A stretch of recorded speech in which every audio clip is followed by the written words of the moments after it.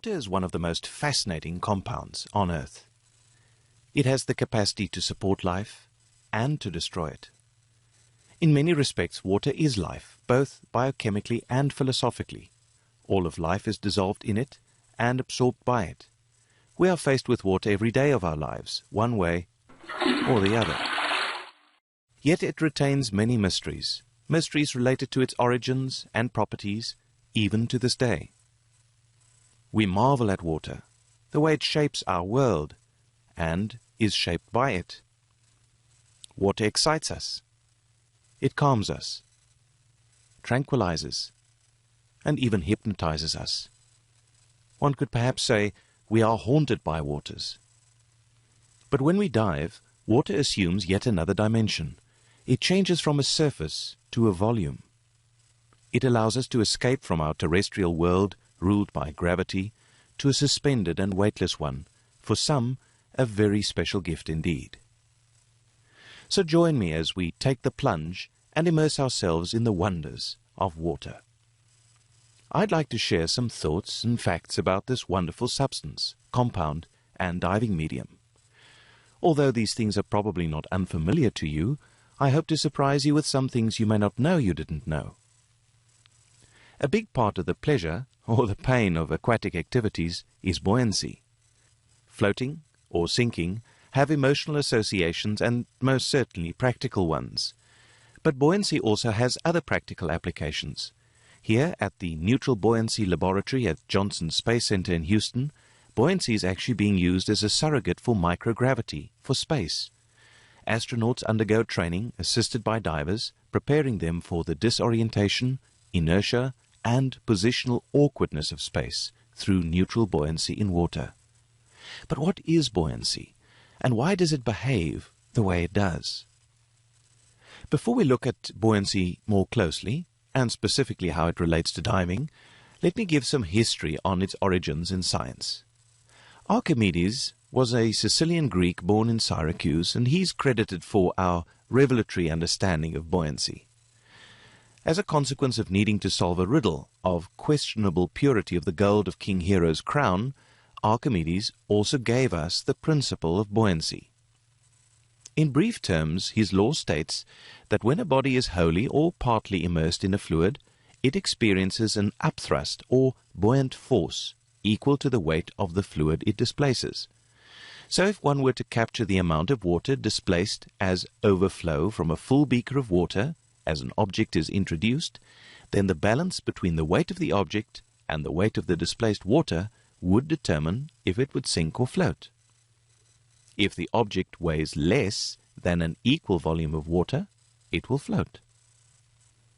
If more, it will sink. And if equal, it will stay suspended, unless a force is exerted upon it. Now that's the easy part, and familiar to you, I'm sure. But my question to you is, why? Have you ever thought about it? Why is there such a thing as buoyancy? Now, before we consider the phenomenon of buoyancy itself, which is partly a function of hydrostatic pressure and Pascal's principle, let's first consider a very practical effect of buoyancy on us as humans. To begin with, humans have an inherent specific gravity which varies with the relative constitutive proportions of water, fat, and calcium deposits within our bodies. The typical range is between 0.9 and 1.1, with water being 1. So we range from a little below to a little above the specific gravity of water itself. Now the lungs, and specifically the breathing cycle, affects our specific gravity greatly.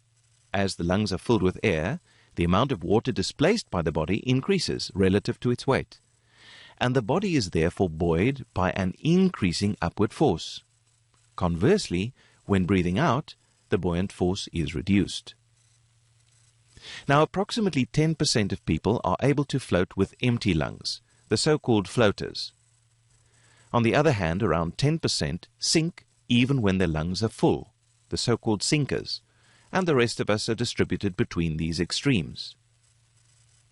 These attributes are often associated with certain so-called anthropometric variants, or human dimension variants, and they've been called endomorph, mesomorph, and ectomorph, which essentially respectively describes a predominance of 3 embryological layers and so-called primordial origins of all tissues: ectoderm, skin and nerves; mesoderm, muscle and bone; and endoderm, gut and butt, if you like. Because these respective physiognomies have different advantages when it comes to survival, they are unevenly distributed amongst ethnic groups. Endomorphs are typically fairly cold tolerant. Mesomorphs have strength, while ectomorphs have endurance. When it comes to water, however, endomorphs and ectomorphs tend to float more readily, while mesomorphs tend to sink.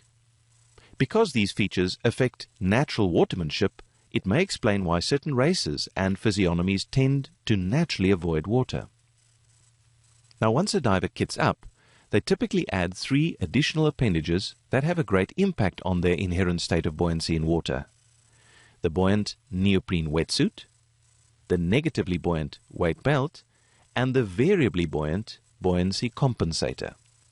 However, few divers, at least initially, appreciate the impact of a variety of additional factors that not only affect their trim and buoyancy, but may have a fundamental effect on their safety in water. For each of the factors I've listed here, I can actually cite a serious injury or even a fatality from its effects. For instance, the panicky diver with a full lung volume who is unable to submerge, or the underweighted diver who is unable to complete a safe ascent as the weight of compressed air, which is typically around 5 pounds or 2.5 kilograms, is consumed during the dive. Then there's the diver with a power inflator failure, or the obese diver with an impossible amount of ballast or weights. Once submerged, they are unable to leave the bottom. The diver unable to return from a deep dive due to the loss of buoyancy as the wetsuit is compressed. Or the effect of additional cameras and changes from steel to aluminum cylinders, even from seawater to freshwater. All of these factors have profound impact on buoyancy. Now, ideally, of course, a diver should be neutrally buoyant during a dive, avoiding damage to marine life and, of course, injuring themselves. And then during descent or ascent, the buoyancy should be controlled to avoid barotrauma or decompressive injuries. And at the surface, the diver should remain visibly afloat, relaxed, and await their retrieval by a dive boat or a swim to shore. For divers, buoyancy control remains one of the most important skills to master, both for the enjoyment and safety of diving. But interestingly, the dive is not the only variable. The effluent from high rainfall areas of the world introduce an enormous amount of fresh water into the oceans, whereas evaporation in arid regions may dramatically increase salinity. As a result, there is a so-called freshwater flux, and consequently there is also a buoyancy flux. And this is potentially so significant that cargo ships sometimes need to adjust their maximum carrying capacity by up to 4% as they traverse the extremes of salinity. Let's now look at hydrostatic pressure. Hydrostatic pressure, or the pressure within a body of water at any given point, is a function of depth, or if you will, the height of the water column. It is only the vertical dimension of water that affects this pressure. The practical implication for us is that, at least in seawater, every 33 feet in depth represents an additional atmosphere of pressure. Now, importantly, it doesn't matter whether the diver is in open water or many miles into a submerged passage. It is only the vertical height of the water column that affects the hydrostatic pressure. Which brings us to Pascal's principle. Pascal described the effect of pressure on a confined liquid. It is transmitted equally throughout, that is, the pressure, and as can be seen here, the water jets are equal with the application of pressure, irrespective of the position of the orifice relative to the pressure source. Pressure is transmitted equally throughout. This model beautifully demonstrates firstly that it is the height of the column which determines the static water pressure, as well as the fact that the hydrostatic pressure is distributed evenly throughout. Now, although pressure is distributed evenly, its interaction with a large surface may result in a high amount of force being applied to a particular area. In fact, the classic hydraulic principle is that a small piston can elevate a large platform. Here it's illustrated by pressure being applied to a small cork, resulting in the transmission of a large amount of pressure to a larger surface, in this case blowing out the bottom of a bottle. So now to finally get back to buoyancy. Buoyancy arises from the fact that firstly, fluid pressure increases with depth, and from the fact that increased pressure is exerted in all directions, and therefore there's an unbalanced upward force on the bottom of a submerged object. Depending on whether the object weighs more or less than the equivalent volume of water, that object would be buoyed upwards or it would sink. So essentially, that is Archimedes' principle, and it is how buoyancy actually works. The buoyant force on the solid object is equal to the weight of the water that is displaced. So for those of you who wondered how Archimedes applied his principle to have the goldsmith beheaded for cheating in the manufacture of King Hero's crown, this is how he did it. After determining the density of pure gold, Archimedes measured the mass of the crown. He then determined the apparent reduction in weight when the crown was suspended in water. In other words, the difference between the crown being suspended in air and the crown being suspended in water. Based on a 1 liter to 1 kilogram mass-volume relationship for water, he could then calculate the volume of the crown and determine the density by dividing its measured mass by its calculated volume in grams per liter. And what followed, I'm sad to say, is bloody history. Surface tension. Surface tension is ubiquitous in nature. We see it in every droplet and in every bubble. But what is it about water that makes it develop surface tension? And why and how does this shape its surface? The answer actually lies in the nature of the so-called covalent bond between hydrogen and oxygen. In the sharing of electrons, it leaves the two protons, that is the hydrogen, somewhat denuded and accordingly slightly electropositive. At the same time, the greater accumulation of electrons around the oxygen atom leaves it slightly electronegative. As a result, there are weaker bonds, or so-called hydrogen bonds, that can now develop between adjacent water molecules.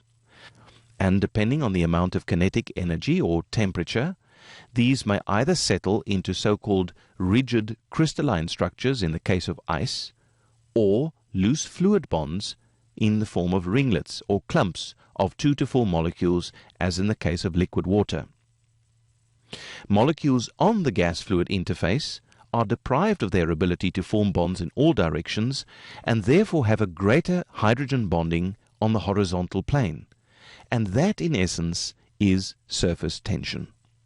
The surface tension can therefore be thought of as a constraining or a collapsing force. In the case of a bubble or a droplet, it tends to shrink the surface area with the effect that it becomes more spherical.